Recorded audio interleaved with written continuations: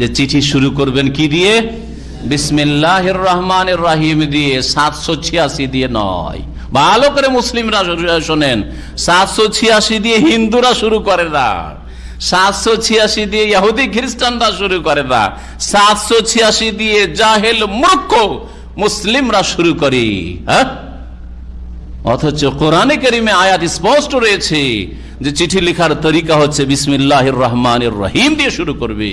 নবী করিম সাল্লাল্লাহু আলাইহি ওয়াসাল্লাম সহিহ বুখারীর হাদিস রয়েছে, নবী সাল্লাল্লাহু আলাইহি ওয়াসাল্লামের আরো অন্যান্য হাদিসের কিতাবে এই হাদিস রয়েছে যে প্রত্যেক রাজাকে, বাদশাকে চিঠি লিখতে গিয়ে রাসূলুল্লাহ সাল্লাল্লাহু আলাইহি ওয়াসাল্লাম বিসমিল্লাহির রহমানির রহিম দিয়ে চিঠি লিখেছেন।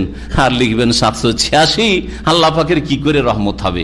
আরো কি জানেন 786 মানে কি?